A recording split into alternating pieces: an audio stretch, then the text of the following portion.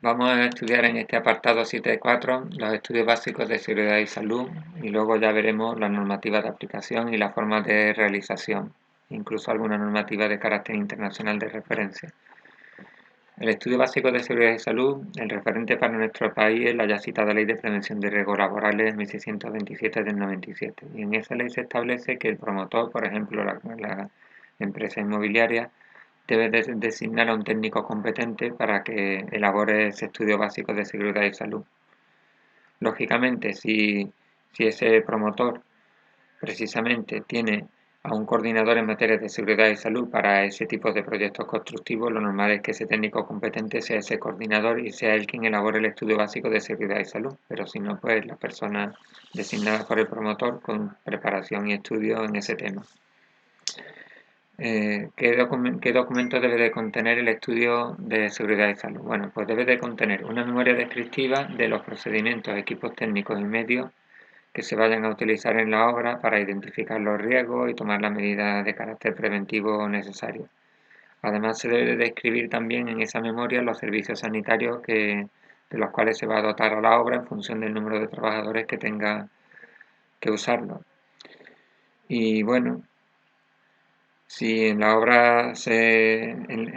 también hay un entorno que presente riesgo, hay que también que hacer un estudio de ese entorno. Como entorno me refiero, por ejemplo, a lo que es la zona donde está la obra y sus alrededores. Pensemos que cerca de la obra pueden haber terraplenes, que zonas a lo mejor con riesgo de desprendimiento, pero que también en una obra hay que hacer movimientos de tierra y se generan terraplenes de forma artificial, se generan desniveles y todos esos riesgos hay que minimizarlos y hay que señalizarlos pues para evitar desgracias, ¿no? Accidentes de trabajo. Además de la memoria tiene que haber un pliego de condiciones en el que se tengan en cuenta las normas legales y reglamentarias aplicables a las especificaciones técnicas propias de la obra de que se trate, así como las prescripciones o obligaciones, digamos, que habrán de cumplirse en relación con las características, la utilización y la conservación de máquinas útiles, herramientas, sistemas y equipos preventivos. Otro documento de ese estudio básico son los planos donde se desarrollen gráficos y esquemas necesarios para la mejor definición y comprensión de las tareas preventivas. Imaginaos que en esos gráficos se van a detallar las zonas donde se va a la maquinaria móvil por donde tiene que circular, la zona para uso peatonal, se deben de acotar zonas con desniveles para que una maquinaria o una persona no caiga en ese desnivel y sufra un accidente. Es decir, que todo eso se detalla en planos. Mediciones de todas aquellas unidades o elementos de seguridad y salud en el trabajo que hayan sido definidos o proyectados, porque nosotros necesitamos a lo mejor para señalizar desde los rótulos, vallas, cintas, cadenas, una serie de elementos, pues que adviertan de los peligros e incluso los acoten. Por ejemplo, para señalizar la zona de paso de la maquinaria móvil, para señalizar la zona de paso peatonal, la zona de riesgo donde un trabajador no debe entrar. Por ejemplo, hay una zona donde trabajan los ferrallistas donde solamente pueden acceder los ferrallistas porque saben moverse en ese entorno y cualquier otra persona que entre allí podría a lo mejor sufrir un accidente, ¿no? Después de venir esos documentos también hay que presupuestar, porque lógicamente todos esos medios necesarios para tomar las medidas preventivas y tal, pues cuestan un dinero y no son gratis. Dicho estudio básico de seguridad y salud, lógicamente forma parte del proyecto de ejecución de obra y debe de ser coherente con el mismo y recoger las medidas adecuadas a los riesgos que haya en ese tipo de obra. El presupuesto para la aplicación y ejecución del estudio de seguridad y salud deberá cuantificar el conjunto de gastos previstos, pues dice, y por tanto todo lo que se refiere a la suma total como a la valoración unitaria de los elementos con referencia al cuadro de precios sobre el que se calcula. Solo podrán figurar partidas de alzada en los casos elementos o operaciones de difícil previsión. Significa esto que todas esas medidas de carácter preventivo, de señalización y tal, pues todo ese dinero tiene que estar presupuestado de forma clara en las partidas para que cuando ese proyecto se vaya a llevar a cabo, saber que el coste de lo mismo, ¿no? De ese plan de seguridad y salud. las mediciones, calidad y valoraciones recogidas en el presupuesto del estudio de seguridad y salud podrán ser modificadas por el contratista en el plan, porque lógicamente el contratista pues tiene su propio sistema de hacer las cosas y desarrolla su propio plan y le va a poner a esas medidas y a las que él proponga, que se supone que puedan mejorar el estudio básico, porque nunca puede disminuirlo, pero sí mejorarlo, pues el coste necesario, que tiene que ser negociado y pactado con el promotor. El estudio de seguridad y salud, a lo que se refiere en los apartados anteriores, deberá tener en cuenta la actividad de la obra, debiendo estar localizada e identificada la zona en la que se presten los trabajos, incluidos en uno o varios de los apartados del anexo 2, así como con sus correspondientes medidas específicas. En todo caso, en el estudio de seguridad y salud se contemplarán también las previsiones y las informaciones útiles para efectuar en su día, en las debidas condiciones de seguridad y salud, los previsibles trabajos posteriores. A este anexo 2 se refiere a un anexo 2 de la Ley de Prevención de Riesgos Laborales, ¿vale? Normas de aplicación del estudio básico de seguridad y salud. Bueno, la norma base para España es la Ley 31 del 95 de Prevención de Riesgos Laborales, que veremos más adelante, que tiene el paraguas o el amparo de una directiva comunitaria. Y esa ley, aunque es la norma básica, ha sido desarrollada posteriormente con una serie de disposiciones para detallar determinados tipos de trabajo. Por ejemplo, el decreto 1627 del 97, donde se exponen las disposiciones mínimas de seguridad y salud en obras de la construcción. El decreto 486 del 97, donde se estudian las disposiciones mínimas de seguridad y salud en los lugares de trabajo, que una obra de construcción no es necesariamente un lugar de trabajo. Digamos que hay lugares de trabajo, puede también ser oficina, una empresa que fabrica de carpintería metálica, es decir, distintos tipos de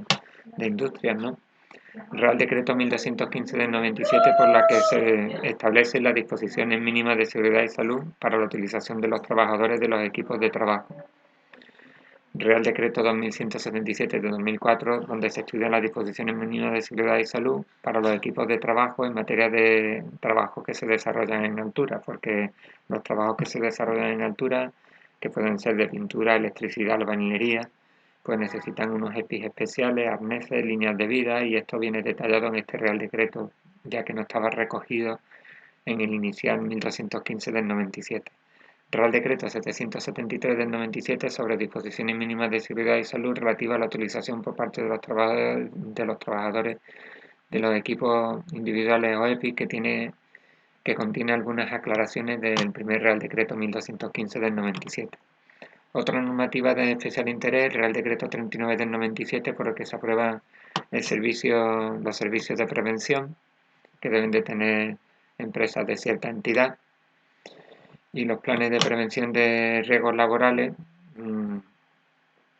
Dicho Real Decreto establece que los instrumentos esenciales para la gestión y la aplicación del plan de prevención de riesgos laborales son tres documentos: el plan de prevención de riesgos, la evaluación de riesgos y la planificación de la actividad preventiva. Normalmente todo trabajo que está dentro de un anexo 1 que se considera actividad de riesgo, que son las que están detalladas aquí, y por ejemplo yo he destacado dos que no de especial interés para nosotros: actividades en obras de la construcción, porque en esa actividad hay movimientos de tierra con riesgo de caída de altura o de sepultamiento. Por ejemplo, un trabajador en una zanja tirando el tubo eléctrico, si la zanja es de más de 1,5 metros de profundidad y no está activada, está en riesgo su vida, ¿no? Trabajos con riesgos eléctricos de alta tensión. ¿Y qué significa esto? Que ese tipo de actividades, lo que es el plan de prevención de riesgos laborales, que los puede elaborar un servicio de prevención o un técnico de prevención, dependiendo, ¿no?, de la categoría de la empresa, tiene que tener estos tres documentos por separado: el plan de prevención, la evaluación de riesgo y la planificación de la actividad preventiva. También nos dice que las empresas de hasta 50 trabajadores que no desarrollen actividades de este anexo consideradas peligrosas podrán reflejar en un único documento el plan de prevención de riesgos laborales. Es decir, que estos tres documentos se presentan como si fuese uno solo, que sería el propio plan de prevención de riesgos laborales, que ese plan va a contener igualmente la evaluación del riesgo y la planificación de la actividad preventiva, pero no lo va a separar, sino que está dentro del mismo documento, ¿vale? Bueno, pues como el empresario es el máximo responsable, si no posee servicios de prevención propios, pues yo os aconsejo, si vosotros el día de mañana sois empresario, que busquéis un asesoramiento externo, porque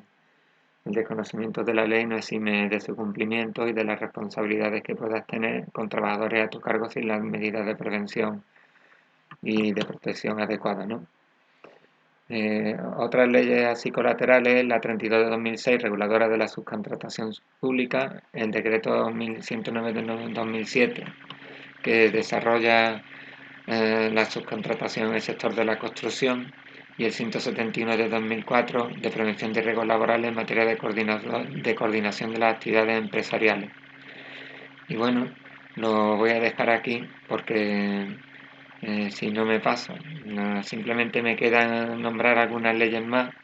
que ya las digo, bueno, una relacionada con los agentes químicos, que está aquí, otra con la exposición al ruido, otro con los riesgos derivados que puedan derivarse de la exposición a vibraciones mecánicas y otra de los riesgos de exposición al amianto. Y quiero decir con esto que conforme vayan surgiendo nuevas leyes, irán surgiendo nuevos reales decretos que irán desarrollando la ley de prevención de riesgos laborales, que no es una ley cerrada ni cuadriculada, sino que las técnicas varían y varían también con ello las leyes, ¿no?